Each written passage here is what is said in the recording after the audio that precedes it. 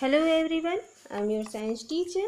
Today we are going to start with chemistry, chapter 6, chemical reactions. Chemical reactions is very important topic. So in this chapter we will be discussing about some points like first is chemical reactions and their subtopics are introduction, types of chemical reactions, action of heat on carbonates, action of heat on nitrates, and burning of metals and non-metals, and after different kinds of oxides. Now first is chemical reactions. What is chemical reaction?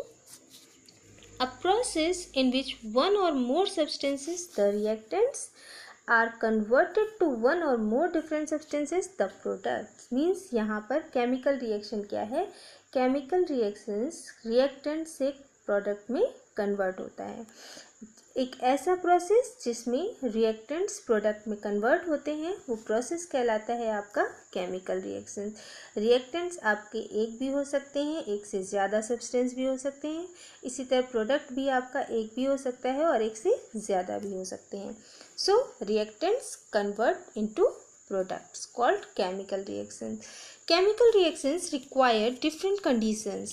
Chemical reactions के लिए different conditions की ज़रूरत होती है। Reactions can be classified on the basis of conditions and kinds of reactants and products. जो reactions होते हैं उनको हम classified कर सकते हैं उनके conditions पे और उसके kinds of reactants and product. Means कैसा रिएक्टेंट और प्रोडक्ट उसमें यूज़ हो रहा है, तो उसके अकॉर्डिंग इसको हम क्लासीफाइड कर सकते हैं। Conditions essential for chemical reactions. Chemical reactions के लिए किन किन कंडीशंस की ज़रूरत होती है? एसेंशियल्स कौन कौन से कंडीशंस होते हैं? जिसमें फर्स्ट है आपका द मॉलिक्यूल्स और atoms of the reactants must collide with one another.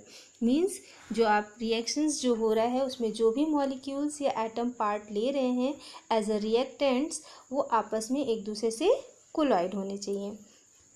Second thing is the speed of the reactions should be appreciable. जो रिएक्शंस जो केमिकल रिएक्शंस हो रहे हैं उनकी स्पीड भी हमारे लिए एप्रिशिएबल होनी चाहिए। Third is presence of a catalyst. Catalyst की प्रेजेंस की बात करें तो कैटलिस्ट होता क्या है? A catalyst altars the rate of a chemical reactions without taking a permanent part in the chemical reactions. जो कैटलिस्ट होते हैं वो परमानेंट पार्ट नहीं लेते केमिकल रिएक्शंस में, बट कुछ रिएक्शंस ऐसे होते हैं जिसमें कैटलिस्ट की आवश्यकता होती है। तो कैटलिस्ट क्या है? एक टेम्पररी कुछ समय के लिए यूज़ किया जाता है रिएक्शंस को करने के लिए। तो कैटलिस्ट जो होता है, जैसे हम देख सकते हैं fourth point, a reaction that takes place in the presence of catalyst is called catalysed reactions. मैंने अभी आपको बताया कि जो रिएक्शंस होते हैं उसमें कैटलिस्ट का यूज़ नहीं किया जाता है, सभी रिएक्शंस में यूज़ नहीं किया जाता, बट कुछ रिएक्शंस ऐसे होते हैं जिसमें कैटलिस्ट यूज़ किया जाता है। तो जिस रिएक्शंस में कैटलिस्ट यूज़ किया जाता है उसको हम कैटलाइज्ड रिएक्शंस कहते हैं। अब कुछ कैटलिस्ट के नाम देख लीजिए, जैसे powder iron, ferric oxide, nickel, platinum, palladium, copper, cobalt, vanadium. These all are catalyst and these all are catalyst. ये जितने भी आपको मैंने एग्जांपल्स बताए ये कैटलिस्ट के फॉर्म में यूज़ किया जाता है for chemical reactions. Fifth is the rate of reactions depend on. जो मैंने अभी आपको बताया कि जो कैटलिस्ट होते हैं वो रेट ऑफ रिएक्शंस की उसका रेट इंक्रीज़ होगा कैटलिस्ट के डालने पर या डिक्रीज़ होगा। तो जो कैटलिस्ट होते हैं वो रिएक्शंस की रेट को इंक्रीज़ या डिक्रीज़ करने में हेल्प करते हैं कि हमको कोई भी रिएक्शन कुछ रिएक्शंस ऐसे होते हैं जिनकी स्पीड को जिनको बहुत स्पीड में करना होता है, तो उसके लिए हम कैटलिस्ट का यूज़ करते हैं। या कुछ रिएक्शंस ऐसे होते हैं जिसको हम बहुत स्लो मोशन में कराना चाहते हैं, तो उसके लिए भी हम कैटलिस्ट का यूज़ करते हैं। तो किस कैटलिस्ट को डालने से स्पीड होती है, इंक्रीज़ होता है स्पीड, और किस कैटलिस्ट को डालने से जो केमिकल रिएक्शन है वो डिक्रीज़ हो रहा है, वो डिपेंड ऑन कैटलिस्ट पे होता है। ठीक है, तो यहाँ पर फिफ्थ पॉइंट क्या कह रहे हैं? The rate of reaction catalyst पे भी डिपेंड होता है। दूसरा, temperature, presence of light, energy, electricity and pressure, इन सभी की हेल्प से ही हम रिएक्शंस कर सकते हैं। जितने भी केमिकल रिएक्शंस होते हैं इन सभी को ध्यान में रखकर किया जाता है कि कितने टेम्परेचर पर रिएक्शन होना चाहिए, लाइट के प्रेजेंस में होती हैं कुछ रिएक्शंस, कुछ डार्क में होती हैं, ठीक है। एनर्जी, कितनी एनर्जी उस रिएक्शंस को कंप्लीट होने के लिए चाहिए, इलेक्ट्रिसिटी चाहिए या नहीं चाहिए, प्रेशर, ये सारी चीज़ों को केमिकल रिएक्शन में ध्यान दिया जाता है कि किसकी प्रेजेंस में केमिकल रिएक्शन प्रॉपर हो सके। सिक्स्थ है आपका biological substances that function as catalyst in biochemical reactions are called enzymes. अच्छा, कुछ रिएक्शंस ऐसे होते हैं जिसमें बायोलॉजिकल सब्सटेंस, जिसको हम एंजाइम कह रहे हैं, एंजाइम का यूज़ किया जाता है और उस रिएक्शंस को हम लोग कहते हैं बायोकेमिकल रिएक्शंस, ठीक है। तो कुछ एंजाइम्स कैटलिस्ट के फॉर्म में यूज़ किए जाते हैं जिनको हम बायोलॉजिकल सब्सटेंस कहते हैं, और जहाँ पर इन एंजाइम्स या बायोलॉजिकल सब्सटेंस का यूज़ किया जा रहा है उस रिएक्शन को बायोकेमिकल रिएक्शंस कहते हैं। Now next is types of chemical reactions. Chemical reactions के बहुत सारे टाइप्स हैं, जिसमें से फर्स्ट है आपका होमोजीनियस रिएक्शंस। होमोजीनियस रिएक्शंस क्या होते हैं? A reaction is to be homogeneous if all the reactants and products are in the same physical state. Means reactant और product। अच्छा, सबसे पहले तो आपको पता होना चाहिए कि reactants क्या होते हैं और product क्या होते हैं। reactants जो होते हैं वो केमिकल रिएक्शन से पहले के जितने भी मॉलिक्यूल्स, एटम्स या कंपाउंड जो भी आप कहें, ये सभी रिएक्टेंट्स कहलाते हैं, ठीक है। और आफ्टर रिएक्शंस जो बन के रेडी होता है न्यू सब्सटेंस, उसको हम प्रोडक्ट कहते हैं, ठीक। तो आपको रिएक्टेंट और प्रोडक्ट पता होना चाहिए। तो यहाँ पर रिएक्टेंट और प्रोडक्ट की बात हो रही है कि जिन रिएक्टेंट्स और प्रोडक्ट के जो स्टेट होते हैं, फिजिकल स्टेट होते हैं, जिस रिएक्शन में आप देखते हैं कि रिएक्टेंट और प्रोडक्ट के फिजिकल स्टेट सेम है, तो वो रिएक्शन आपका कहलाता है होमोजीनियस रिएक्शन। यहाँ पर आप देख रहे हैं HCl है, वो भी एक्वस है। NaOH यानी सोडियम हाइड्रोक्साइड है, उसका भी स्टेट एक्वस है। जो प्रोडक्ट हमारा बन के रेडी हो रहा है वो भी आपका एक्वस तैयार हो रहा है, ठीक है। एक्वस मीन्स जली है, जल का विलयन, मतलब लिक्विड फॉर्म में होता है, ठीक है। और यहाँ पर H2O भी आपका क्या है, लिक्विड फॉर्म। तो आपने क्या देखा कि यहाँ पर रिएक्टेंट और प्रोडक्ट दोनों के फिजिकल स्टेट क्या है, सेम है। तो this reaction is called homogeneous reaction. Okay, now next is heterogeneous reaction. Heterogeneous reaction, a reaction that has its reactant and product in different physical state. अब यहाँ पर homogeneous का just opposite हो गया। यहाँ पर physical state क्या है, जो आपके reactant हैं उनके different हैं, और जो आपका बन के रेडी हो रहा है वो आपका जो आपके रिएक्टेंट है उनका, जैसे आप देख रहे हैं यहाँ पर, ये आपका रिएक्टेंट है जिसमें से CuSO4 यानी कॉपर सल्फेट का जो सॉल्यूशन है वो एक्वस है, H2S गैस है, ठीक। जो बन के तैयार हो रहा है प्रोडक्ट, ये तो रिएक्टेंट हो गए आपके। जो बन के रेडी हो रहा है प्रोडक्ट, उसमें आप देख रहे हैं CuS यानी कॉपर सल्फेट सॉलिड फॉर्म में आपको मिला, और H2SO4 यानी कि सल्फ्यूरिक एसिड आपको एक्वस में। तो आपने देखा कि सबके स्टेट क्या हैं, जो आपका रिएक्टेंट था उसका स्टेट अलग है, और जो प्रोडक्ट बन के तैयार हो रहे हैं वो सॉलिड फॉर्म में तैयार हो रहा है। तो मीन्स ये जो है हेट्रोजीनियस रिएक्शन है, ठीक है। जहाँ पर डिफरेंट फिजिकल स्टेट आते हैं, रिएक्टेंट का अलग हो, प्रोडक्ट के अलग फिजिकल स्टेट हो, तो वो रिएक्शन आपका कहलाता है heterogeneous reaction. Next, irreversible reaction, a reaction that occurs only in one direction, forward means आगे की तरफ चलने वाला रिएक्शन होता है, उसको हम इरिवर्सिबल रिएक्शंस कहते हैं। जैसे यहाँ पर आप देख रहे हैं जो आपका रिएक्शन है, इसमें सल्फर क्या है, वो ऑक्सीजन के साथ कंबाइन करके सल्फर डाइऑक्साइड बना रहा है। तो यहाँ पर रिएक्शन इस तरह से इस डायरेक्शन में चल रहा है और यहाँ बनकर ख़त्म हो जा रहा है, रिएक्टेंट से प्रोडक्ट में कन्वर्ट हो रहा है। तो इस तरह के रिएक्शंस को हम इरिवर्सिबल रिएक्शंस कहते हैं। इसी तरह आपका रिवर्सिबल रिएक्शन, रिवर्सिबल का मतलब रिपीट होते रहना। A reaction that occurs in both the direction, forward भी और backward direction, is called reversible reaction. An equation of a reversible reaction is shown by placing two half arrow between its reactant and product. अब यहाँ पर reversible की बात हो रही है, तो यहाँ पर आप देख रहे हैं कि जो नाइट्रोजन है, नाइट्रोजन जो है वो हाइड्रोजन के साथ कंबाइन करके अमोनिया बना रहा है।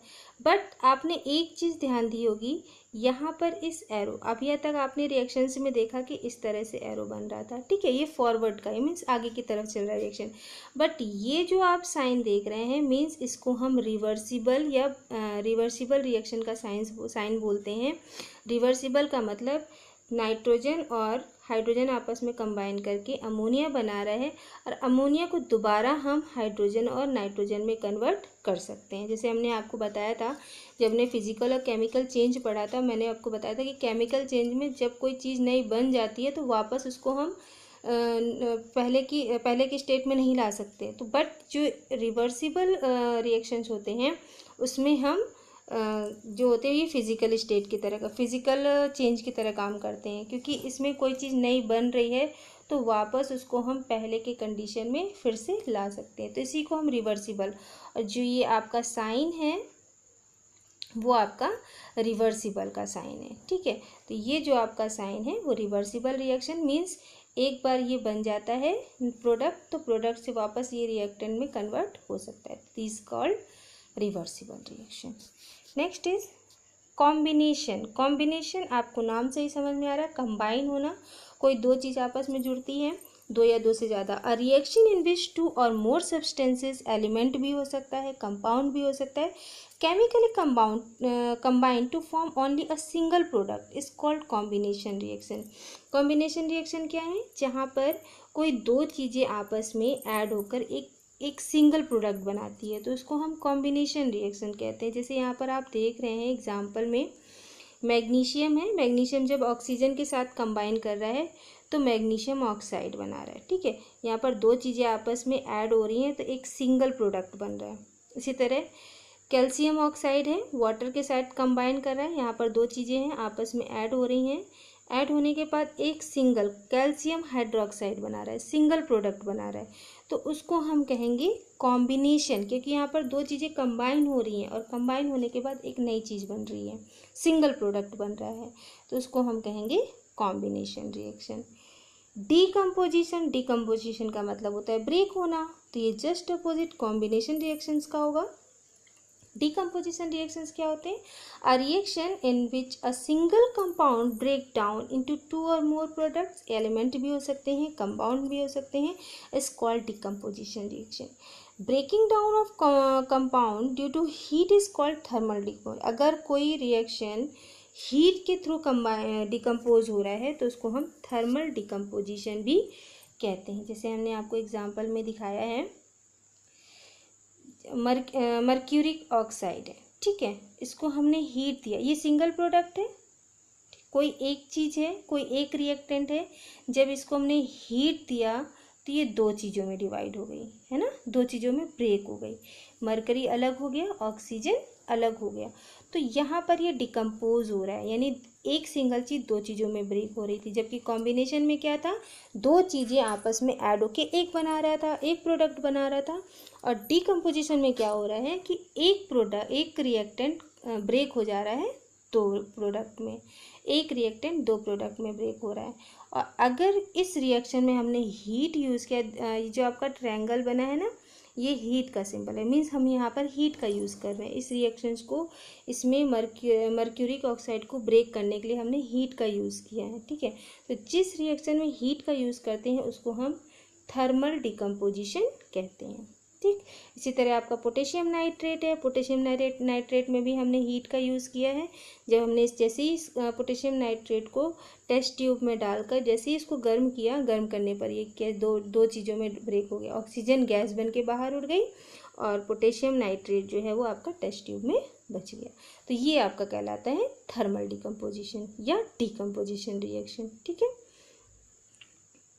फिर आता है आपका डिस्प्लेसमेंट। डिस्प्लेसमेंट का मतलब डिस्प्लेस होना, एक चीज़ दूसरी जगह दूसरी चीज़ मतलब इस तरह से डिस्प्लेस होना। जैसे अ reaction in which a more reactive element replaces a less reactive element from a compound is called displacement reaction. ये एक ऐसा रिएक्शन होता है जिसमें अगर हम दो चीज़ें ले रहे हैं, दो रिएक्टेंट ले रहे हैं, तो जिसमें आप सबसे मोर रिएक्टिव एलिमेंट होगा वो लेस रिएक्टिव एलिमेंट को डिस्प्लेस कर देता है। जैसे आप देख लीजिए, before discussing displacement reaction it is important या it is desirable to have a knowledge of activity series. आपको पता भी होना चाहिए कि कौन से एलिमेंट ज़्यादा रिएक्टिव होते हैं यानी मोर रिएक्टिव होते हैं, कौन से लेस रिएक्टिव। तो यहाँ पर आपको एक एक्टिविटी सीरीज़ दी है जिसमें से ये आपका डिक्रीजिंग रिएक्टिविटी को शो करे। जैसे फर्स्ट आपका है, जैसे हम दिखा देते हैं आपको, यहाँ पर आपका okay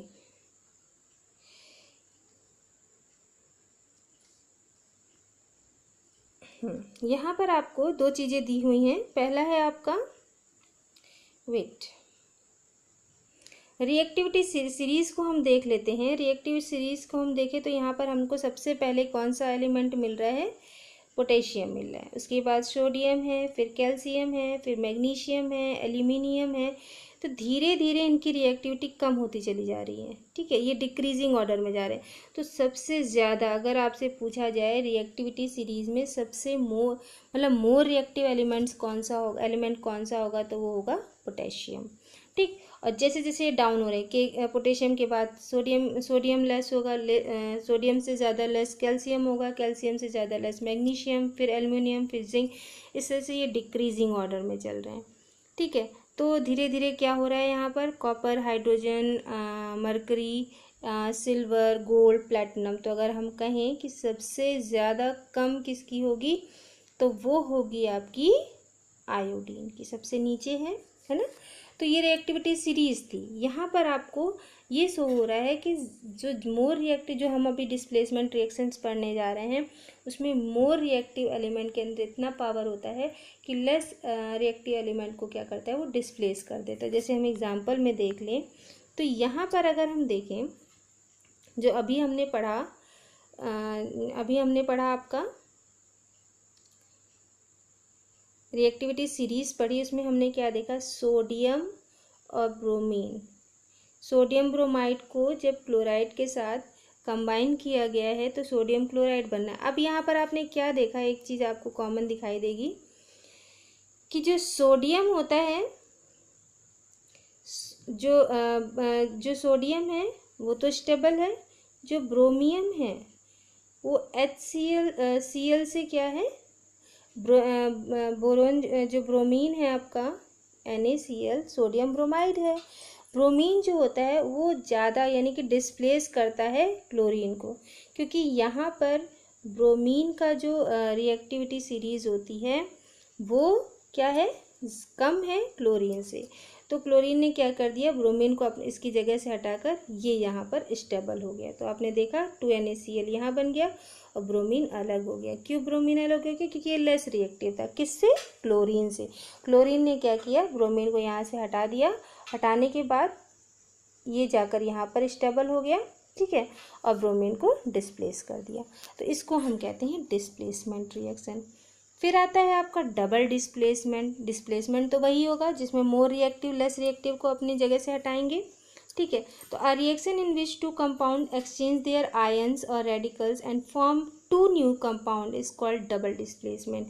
in the above reaction one of the product is an insoluble solid substance called precipitate। कुछ रिएक्शंस आपने ऊपर पढ़े हैं जिसमें से कुछ प्रोडक्ट ऐसे तैयार होते हैं जो कि इनसॉल्युबल होते हैं, जो कि हम पूरी तरह से इसको घोल नहीं सकते। वो क्या होते हैं, थोड़ी देर बाद टेस्ट ट्यूब में नीचे स्टेबल हो जाते हैं, तो उसको हम प्रेसिपिटेट बोलते हैं, ठीक है। और ऐसे रिएक्शन जिसमें प्रेसिपिटेट बनता है उस रिएक्शन को हम प्रेसिपिटेशन रिएक्शन कहते हैं। जिसे आपका एग्जाम्पल में दिया है डबल डिस्प्लेसमेंट की। अगर हम बात करें, हम यहाँ पर डबल डिस्प्लेसमेंट की बात कर रहे हैं, तो यहाँ पर आपको दिख रहा है कि डबल डिस्प्लेसमेंट कैसे हो रहा है।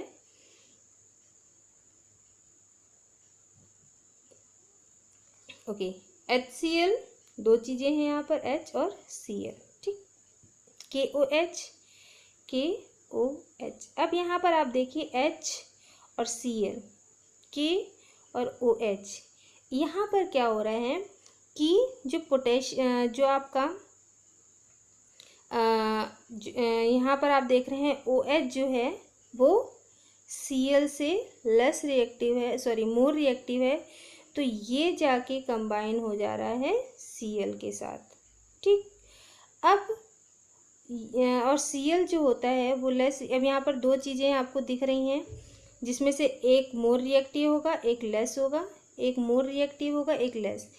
यहाँ के मोर रिएक्टिव एलिमेंट से एलिमेंट क्या करेगा, यहाँ के लेस रिएक्टिव को अपने पास ऐड कर लेगा। ठीक, और यहाँ का जो लेस रिएक्टिव एलिमेंट है वो यहाँ के मोर रिएक्टिव एलिमेंट के साथ ऐड हो जाएगा। तो यहाँ पर यही चीज़ हो रही है, आप रिएक्शन में देख लीजिए। यहाँ क्या हो रहा है, यहाँ आप देख रहे हैं कि हाइड्रोजन जो है वो OH के साथ कंबाइन हो गया है, तो क्या बना रहा है, H2O बना रहा है। और पोटेशियम ने पोटेशियम किसके साथ ऐड हो जा रहा है, Cl के साथ, तो KCl बना दे रहा है। OH कंबाइन हो गया H के साथ। तो यहाँ पर आप देख रहे हैं दो चीज़ें आपस में डिस्प्लेस हो रही हैं, एक ये आपस में डिस्प्लेस हो रहा है और दूसरा HOH के साथ डिस्प्लेस हो रहा है। तो यहाँ पर इसीलिए इसका नाम डबल डिस्प्लेसमेंट रखा है, क्योंकि दो एलिमेंट आपस में डिस्प्लेस हो रहे हैं। ठीक है, तो इसीलिए इसको कहा गया है डबल डिस्प्लेसमेंट, और जो सिंगल होता है उसको सिर्फ डिस्प्लेसमेंट रिएक्शंस कहते हैं।